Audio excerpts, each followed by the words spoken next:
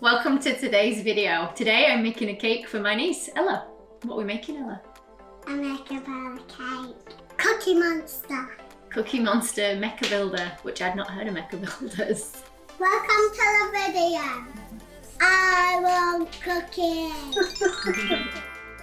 So I've started by creating myself a bit of a template for this one. So I drew a large size Cookie Monster Mecha Builders, and I did make an internal structure with a rod and things through the middle. I'm gonna create, I know I keep saying this, I am gonna create a separate video, guys, showing you a bit more about how to make all these internal structures. You can see more in my other YouTube videos as well, but I will definitely do a separate video just on internal structures. So I've piled up the cake. The structure is gonna keep that cake from collapsing. And I'm gonna use my template to carve these cakes to about the right shape.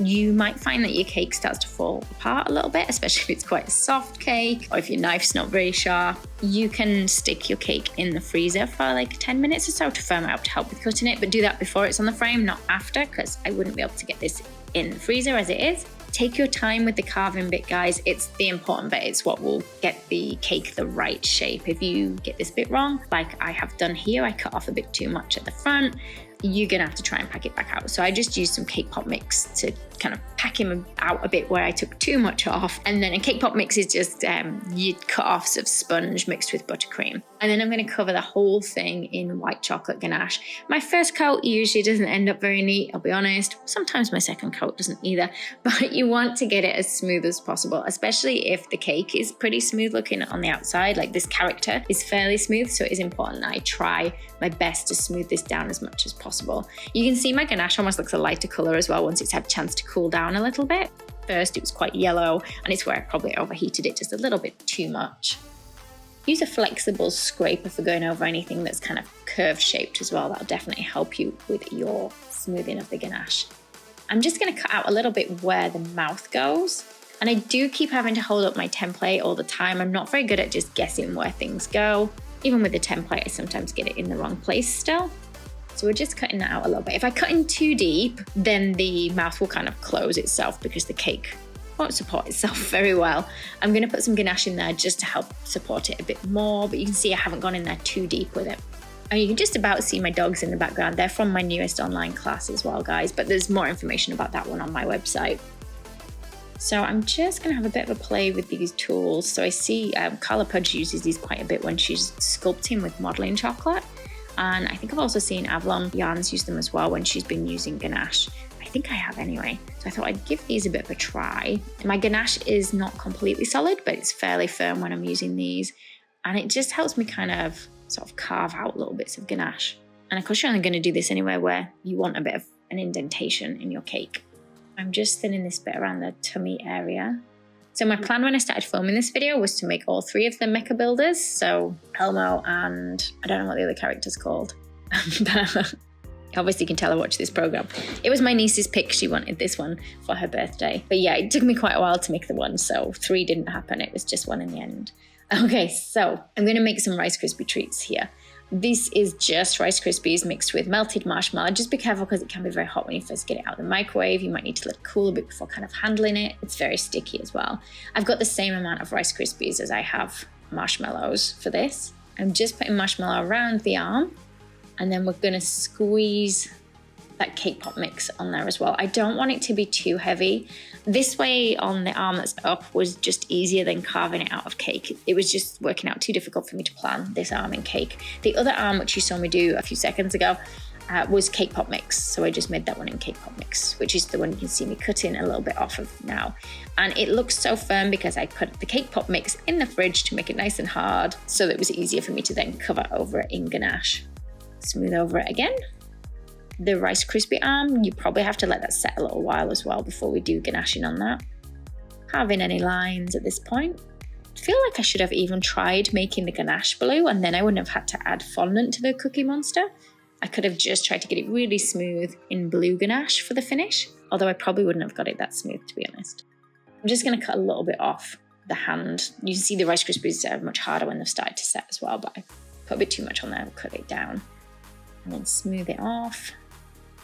And then I'm going to cover the Cookie Monster in blue. So I've got some blue fondant here. It's a pre-coloured one because I was way too lazy to dye my own fondant. It's the Saracino one, the blue one. So I'm going to use the same blue now for covering the whole thing, but I'm going to cover it like piece at a time. So I'll put a little bit in that tummy area. We'll stick some lines in. I'll put a little bit around the neck. It's just easier than me trying to use one big piece and finding that I couldn't cover it all anyway, and I end up with seams all over the place. So I'll try and do it in individual little panels, carefully pushing it into the mouth when it's on the head as well. Having to use a tool to just really get into the mouth properly. So I've gone for a slightly lighter blue for the head, a darker blue for the hand and the tummy. And I am looking at a picture of the Cookie Monster on my laptop. I know you can't see it on screen. I'm just continuously looking at a picture so I can see what it needs to look like. So I'm just trying to smooth bits that I've caught my finger in down with this tool. It's like a little spatula tool. I'm actually not sure what they're called, but I'll put a link to them below. And I'm just going to press in 2 indentations for the eyes. Now you'll notice Cookie Monster's face looks a bit shinier. I thought he looks quite shiny on his picture. I suppose he's supposed to be a robot, is he? So I tried to put water on to make him look shinier. It looked nice when it was wet, it didn't dry so well, so I didn't bother wetting the rest of him. And then I'm just putting extra detail on the fingers and hands. So I've used 2 different colours of the blue fondant. The fingers were quite tricky to get into, and really I should have put Rice Krispies in the individual fingers, but I was feeling the pressure of getting it done in time for my niece's birthday party because she wanted to take it to her party. So it was quicker to just do those fingers in solid fondant. So I'm hoping none of the kids ate that. My sister will probably have eaten all their fondant. She loves fondant. I know most of you guys aren't keen on fondant. My sister loves the stuff. So you can see I'm still doing it piece at a time. So finishing one arm, then working on the other. I've kind of left the biggest areas till last to do because I thought they were going to be the most difficult, with them being just a large piece of paste that I'm going to need for them. I'm pressing in indentations as well. Those indentations that I'm pressing in are actually where we carved out some of the ganache underneath the cake earlier. Okay, so we're going to cover the back in a piece, trimming it off where it kind of overlaps over the arms. And I will have to neaten up the back of the hand because that's still very messy. Either that or I will put it against the wall at the birthday party so no one can see the back. I know that's completely cheating, guys. We'll do the same at the front. Obviously I don't need to cover the tummy area that's already got paste on. And I'm just using that tool again to kind of push it around and smooth it down. Then let's work on some little details for the Cookie Monster. I did find a cog cutter. He's got like a little cog on his chest, but it wasn't the right size and shape. So I tried to make my own cog using a couple of circle cutters and then kind of trying to cut out little squares. I couldn't find my square cutter, so I had to do it with a piece of wire. I think I did that the most awkward way ever of making my own shaped cog. But I think it will do. It will do the job for my niece's birthday anyway. And I know I hadn't heard of Mecha Builders, but I do really love Sesame Street and all the characters on there. So I have heard of Cookie Monster, just not the Mecha Builders version. And do you know who I'd most like to do out of the characters from Sesame Street? I would love to do Big Bird. He's been on my to-do list for quite a while. I just haven't had a chance to do him. I'd like to do quite a big cake of him.